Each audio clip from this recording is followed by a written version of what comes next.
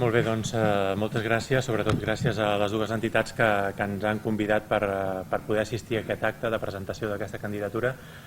En principi, nosaltres recolzem tota la mena de candidatures polítiques que donguin suport a la independència de Catalunya, tenint en compte que es tracta d'unes eleccions, d'unes primeres eleccions de caràcter municipal, doncs és un orgull per nosaltres poder presentar aquesta candidatura de l'Elisabet concretament i de l'Ignasi, que sabeu que tots vosaltres ja coneixeu les dues entitats, Reagrupament i Solidaritat, i representen en aquests moments aquesta entente que hi ha hagut entre les dues entitats, representa això, l'esperit que potser li manca en el procés per part d'altres partits i no partits. Hi ha entitats de la societat civil que de vegades les relacions no sempre són tot el que tan bones com voldríem que fossin. Més enllà d'això, sí que entenem que l'actual procés sobiranista ens dona l'oportunitat de repensar no només l'Estat, no només les estructures d'Estat, com hem de redefinir, si és que s'ha de fer, l'administració territorial, en quin pes hem de situar l'administració, és a dir, les competències, en quin nivell de l'administració. Hi ha gent, hi ha líders polítics i hi ha representants de la societat civil que ens diuen que han de ser els ajuntaments, que l'Ajuntament ha de ser aquella entitat que absorbeixi bona part o gran part de les competències d'Estat. N'hi ha d'altres que parlen de les comarques, n'hi ha d'altres que parlen de les vegueries.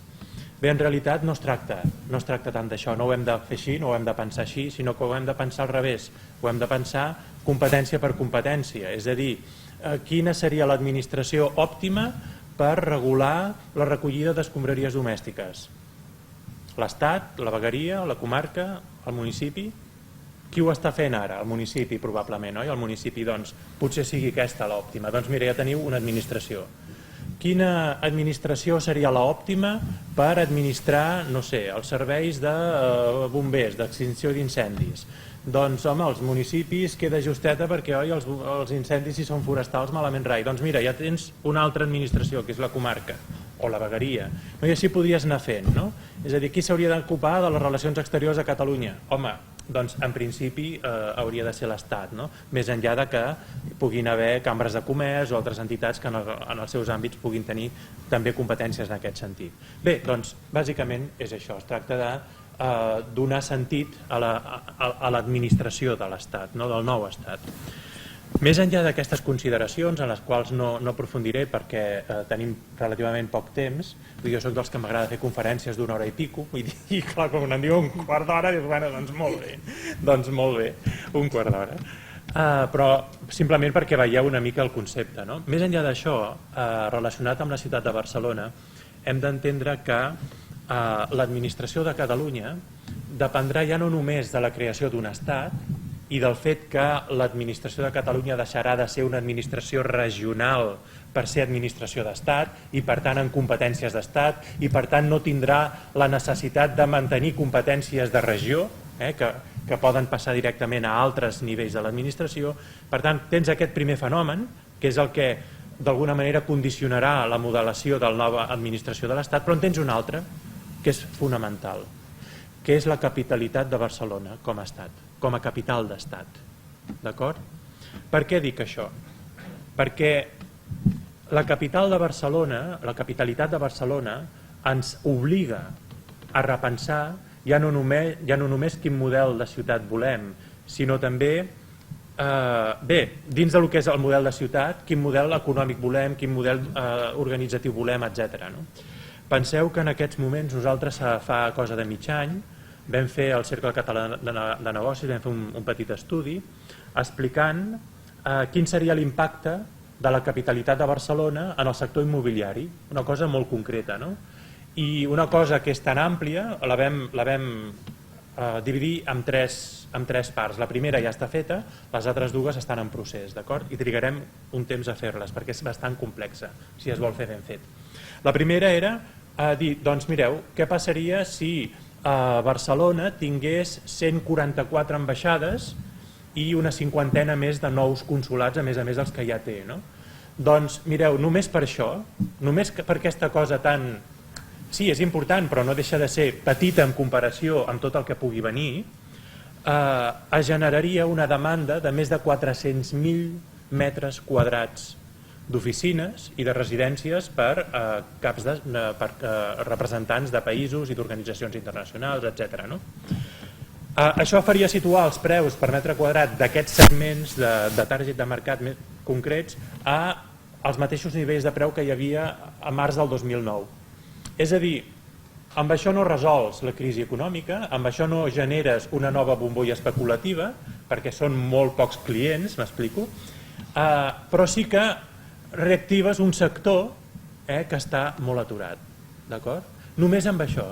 Penseu que, bé, no sé, el tema, per exemple, de l'ampliació de les voreres a la Diagonal, que això pot ser criticable, no? És a dir, que poden haver-hi altres prioritats o no, jo amb això no m'hi fico, però una actuació tan senzilla, és a dir, no es tracta de fer un aeroport de 1.000 milions d'euros, estem parlant d'unes desenes, una inversió d'unes desenes de milions d'euros, una inversió tan senzilla com ampliar les voreres d'un tram de la Diagonal, ostres, s'hi posen una cinquantena de noves botigues que abans no hi eren. És a dir, hem d'actuar una mica pensant en aquest esperit, d'acord? Més enllà d'aquests detalls, clar, més enllà de les ambaixades, ostres, una Barcelona que assumeixi, que sigui seu de tots els ministeris, de tots els òrgans d'estat, si és que ha de ser així, és a dir, si és que ha de ser la capital, ens obliga a repensar tot Barcelona. Per mi la Barcelona d'un estat català no ha de ser una Barcelona industrial.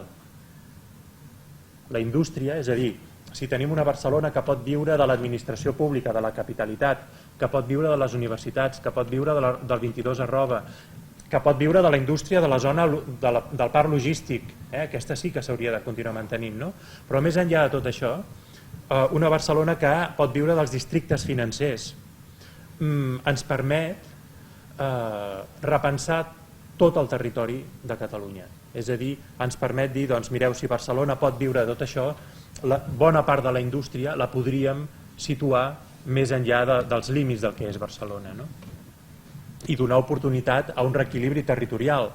Jo ara fa relativament poc vaig fer una conferència a Lleida, al Cercle d'Economia de Lleida, i allà algú del públic em va dir: volem el Ministeri d'Agricultura.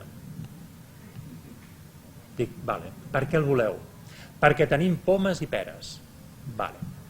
Doncs si teniu pomes i peres, el que heu de voler és tenir la millor universitat que estudiï enginyeria agrònoma. Si teniu pomes i peres, el que heu de tenir és el millor centre de recerca en agricultura i en ramaderia. És a dir, deixeu que Barcelona sigui capital, no passa res. Per què? És a dir, és com si tinguéssim alguna recança, no?, amb això de la capitalitat de les ciutats. Deixeu que Barcelona sigui capital, que visqui d'això, i si vosaltres us dediqueu a un model de negoci que és agroalimentari, vosaltres heu de tenir la millor universitat en enginyeria agrònoma. Perquè avui dia, qui va a la Universitat de Lleida? Doncs els estudiants de la zona que no es poden pagar anar a la Universitat de Barcelona, bàsicament. Doncs heu d'aconseguir que la Universitat de Lleida tingui la millor enginyeria agrònoma de tal manera que els que vulguin estudiar això, siguin de Girona, de Barcelona, d'allà on sigui, vulguin anar a aquesta universitat perquè és la millor. M'explico? És a dir, deixeu una mica que Barcelona sigui la capital i el territori, la resta del territori, el que ha de fer és aprofitar les avantatges competitives que té, especialitzar-se, mirar en què pot competir amb altres ciutats o amb altres comarques, no? Bé, és una mica la meva visió, que en principi no l'heu de compartir ni molt menys, però sí que entenem que el procés sobiranista que estem visquent dona l'oportunitat de repensar tota l'administració de dalt a baix o de baix a dalt, però a més el fet de tenir una capital d'estat com és Barcelona fa que d'alguna manera tota l'àrea metropolitana de Barcelona rebi la influència d'aquesta capitalitat, perquè a Barcelona ciutat, i ho diem així, Barcelona ciutat, no hi ha espai. per posar ni gaires coses més, és a dir, ni gaires ministeris, ni gaires direccions generals, ni gaires coses més. És a dir, hem de repensar el que és Barcelona, la gran Barcelona. És a dir, hem de superar una mica els límits que ens hem posat nosaltres mateixos, i a Madrid això no ho han tingut, diguéssim. Jo no dic que hàgim d'adoptar el model de creixement que ha tingut Madrid, no és això, però sí que els aspectes positius d'aquesta capitalitat es puguin distribuir per la gran Barcelona. Les grans universitats no tenen per què estar totes a Barcelona, és a dir, ja es comencen a fer campus fora del que és la ciutat de Barcelona. Doncs pensar una mica també en expandir aquesta influència. Al final, les coses, el com serà Barcelona, el com serà Catalunya, ho dirà al mateix temps. El temps ens portarà cap a actuar d'una manera o d'una altra. El que és important és que en aquests moments tinguem prou pluralitat política perquè hi hagin representades totes les sensibilitats i d'alguna manera el procés pugui comportar aquesta regeneració política de la qual parlaven també a l'inici de la presentació. Doncs bé, jo per part meva m'estimaria més deixar la meva intervenció aquí. Sé que no ha sigut extensa ni profunda, però a mi el que m'agrada és la part de preguntes, que és allà on d'alguna manera podem respondre allò que realment interessa. Vinga, moltes gràcies.